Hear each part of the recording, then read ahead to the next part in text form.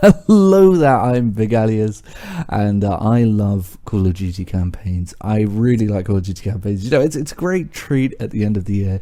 You know, even if you're having a shitty year, at the end you can just go, I'm going to treat myself to a Call of Duty campaign. Oh, I'm going to do that, you know. And if for no other reason, Activision absolutely hate Call of Duty campaigns. That's why you should love them. You know, they cost them absolutely millions, more than any other mode, I think. And they always get reports back saying that like 20% of people, like 40% of people actually play these things. Then when they don't include one, the games get absolutely ripped to shreds. And why not? Why shouldn't they? You know, if you're going to charge full price for a game, then you're going to have to make a full game. That's all there is to it, Activision. You know, screw you. But I really liked Modern Warfare 2019's campaign.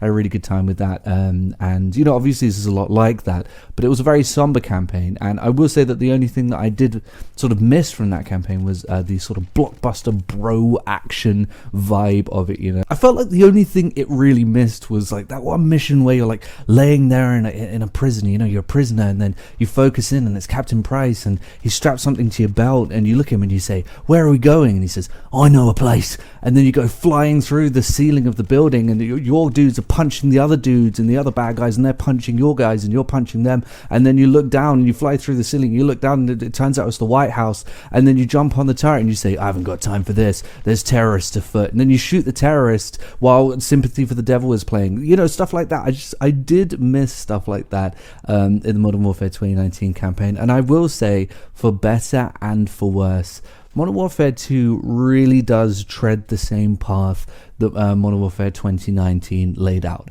It is very, very extremely similar in terms of presentation and sort of gameplay structure to an extent, except I will say that I didn't get what I wanted mostly, but I sort of did as well, in that it's kind of split into two, the approaches when compared to Modern Warfare 2019, in that the story and the campaign take two sort of different paths. See, with the story, it's kind of actually sort of more back to how it used to be. Now, presentation-wise, it's exactly the same. It also still feels like a Christopher Nolan film. The soundtrack is still sort of muted and stuff like that. You know, the character model's the same and everything. But it is a far less bleak story, and I like it a lot for that. I was really happy about that. You know, it's at times it feels just kind of like a bro movie, like, yeah, dude, high five my dick because I'm going to use my dick as a minigun. You know, maybe not minigun, giant, huge, really big, massive gun, man. Yeah, it just felt like a kind of high five, yeehaw, buddy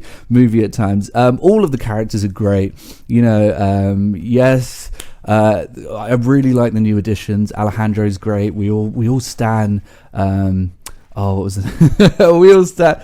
You know, the new sort of female character, really great. I think her name is Valeria. I think it's Valeria. Yeah, love her. Absolutely fantastic. I don't know what it is about that character, but I really liked it. All of the new characters great, and Graves was modeled perfectly. I will say it was kind of almost predictable because I knew exactly what he was going to be the moment I saw him. You can really tell what sort of character he's going to be. Oh, by the way, huge spoiler alert for this video. I probably should have said this at the start of the video. Everyone knows about Valeria and Alejandro, but yeah, I am going to get into spoiler territory with this, so I'm going to give you a 10-second warning, 5-second warning in fact. 1, 2, 3, 4, 5. Okay, you can click off the video anytime. So, yeah, the story is really great, and it does follow a sort of more like it's your typical Modern Warfare 2/3 style story, where it's like chase this guy down and there's missiles, and then there's other people who sort of work for this guy, and then you're like, you know, it's a very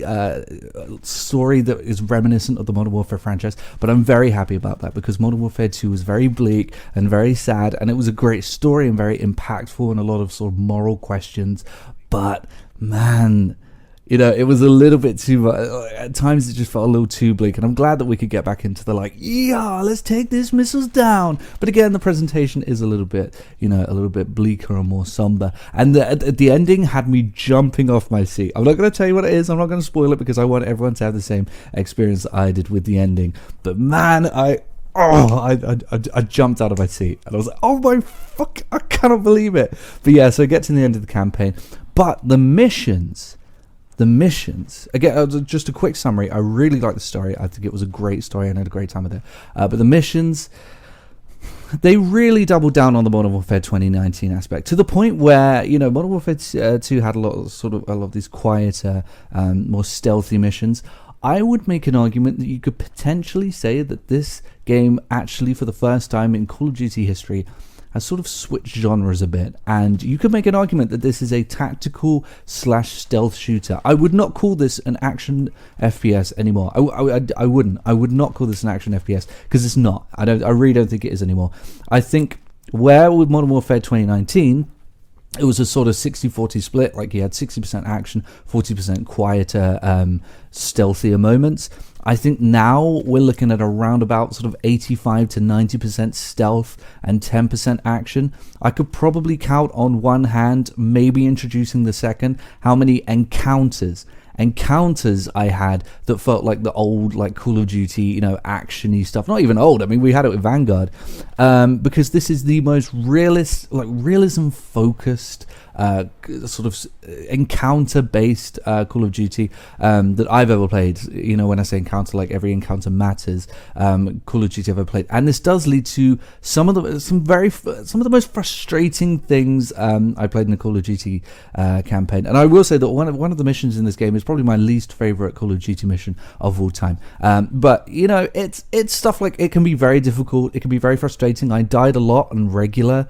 But I will say that there were two missions that really stood out as very frustrating to me, and just frustrating because of the way, I'll get into it.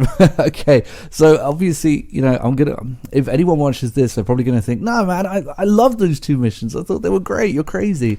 But for me, the air support, I think it's AC-130. I don't know. I'm not sure what air support it was, but the air support mission and the highway chase mission that we all saw that was leaked and was in the trailer. I don't like either of those missions, particularly the air support mission. It's really frustrating. It feels way too overindulgent on the realism, to the point where it doesn't actually show you what you've got to shoot at, and you have to look at individual weapons and zoom. But the map's huge, and you get shot by rockets, and your team just inexplicably dies, even if there's no one around them or no one shooting at them. That was something that happened to me on Veteran. Very annoying. But the worst part about it is something that affects both this and the highway chase mission. The issue I have with the highway chase mission, other than this issue that I'm about to talk about, is when it gets really goofy and there's a guy who's like dropping mines out, but you have to shoot him out of the vehicle. You can't just like outrun him or anything like that. But in order to shoot him, you have to lean out of your vehicle, which involves an animation that takes a couple of seconds. You also lose control of the vehicle when you want to shoot him, so your vehicle just veers into one of the mines that he's throwing down intentionally to blow up your vehicle. You just have to get lucky with that. But the reason these two missions really piss me off is something that's surprising. I think Infinity Ward are very good at understanding game design and mission design, which is why this perplexes me so much, because these would both be great sequences. They would be good sequences in any game. I'm not denying that. You know, I like a bit of air support and something goofy like this. But like I said, they're two missions. These two are missions. They're not sequences. In both of these missions, these two things take up the entire mission, the entire runtime. I think the highway chase has a little shootout that lasts like 30 seconds at the end. But other than that, these are two entire missions. I spent, the first time I did that air support mission, I don't know how long it would take you, I think between 25 and 30 minutes, because they're long missions, 25 and 30 minutes in that 8130. It was so boring, really boring, because for half an hour you're playing essentially an on-the-rails shooter. You're playing a crosshair. You're not playing a weapon. You can't do things like plan things out. You can't be tactical. You can't run out of a situation if you're getting gunned down, if you're getting shot. You just go where the AC-130 tells you to go, and you point the crosshair at something and click, and that is the mission. And it's phenomenally boring, really frustrating. And the cherry on the cake was that halfway into the mission, I thought to myself, oh my god, this is the first mission with a big battleground encounter, and I'm not even down there in it. I'm not even there. I'm not even playing it. You know, in older Call of Duty games, this would have been a sort of 10-minute section at the most. Then you would have transitioned down and had an M4 and taken care of the rest of it. You would have got to experience the whole battleground and not just the air section. And it was just bizarre. You know, it was like the end of Runaway. It's just like, oh, this is good. Why is this happening for 5 minutes straight? I don't get it. I really don't understand why they would have done that. And you know, there are some frustrating bits. One of the most frustrating things is something a lot of people are talking about, is the way that they make the game more difficult, because it is a lot more difficult than any other Call of Duty game ever made. Regular definitely felt like at least hardened, bordering on potentially veteran. The way they do it though is really annoying. That your health is way lower than usual, which would be fine, but they also introduce a lot of armored enemies, really just tons of armored enemies, whereas back in the day you would have encountered like a juggernaut like one every 3 missions, or an armored enemy, you know, a couple in a mission. Every other enemy I think in this game has some sort of armor, and it's just annoying. You know, it makes it feel like some sort of RPG and takes away from the realism that the game is completely obsessed with. I really don't understand why they did this. I don't get it. It's really annoying, and I don't like that at all. But those are the negatives out of the way, because I wanted to get rid of them. They were really annoying me, because the rest of it is fucking great. I really had a really good time with this campaign. By the time the credits rolled, I was over the moon, not just because of that awesome ending. I was really happy with it. It is a really great campaign. I can't tell you enough how great. I'm shocked at how great all of the characters are, and how much I liked all of the new characters. I don't think I've ever played a video game where they introduced so many new characters that I liked all of them. I thought they were all great. Even some of the side characters I really liked. Okay, maybe the bad guy was underutilized a little bit, but you know, aside from that, all of the characters are really great. And I thought for some reason I liked him more in this game than I did in Modern Warfare 2019. And the story, there's something about the way the story progresses with the missions. It feels so ubiquitous. It feels so coherent. Like everything is just happening at a pace, at a structure, in a way that it absolutely should. It feels like one big adventure. And I've got to say, when it comes to creating a coherent world and having a story that moves along with you and makes you feel as though that you know you're progressing through the story and you want to know what happens next, and you're part of the team and you're doing this as a squad, you know, and you're just pushing through and you're doing what you have to do. You know, in terms of creating a world that makes a game that feels like you're having an effect on it and you want to, this might be the best campaign ever made. I know I just talked a load of jargon and using a bunch of buzzwords that don't really mean anything, but you know what I mean. Something where you're like really, you're playing it and you want to continue playing and you feel as though it's one big coherent world. I think Dead Space 2 was one of the best examples of this, but this might be the best Call of Duty campaign ever made in terms of that. It really is fantastic. You know, obviously, unfortunately, it does have its flaws, so I wouldn't say it's the best Call of Duty campaign ever made, but I don't know if I've ever followed a story quite as intensely as this. I was completely engrossed, completely engaged, and I was playing in order to get to the next story beat, which a lot of the time with Call of Duty you just sort of don't. But I really cared about this. I cared about what was happening. I cared about the characters. I cared about where I was going next. Each of the environments, by the way, feel unique and interesting. I like the mission structure for the most part. There was one mission where you pretty much don't do anything.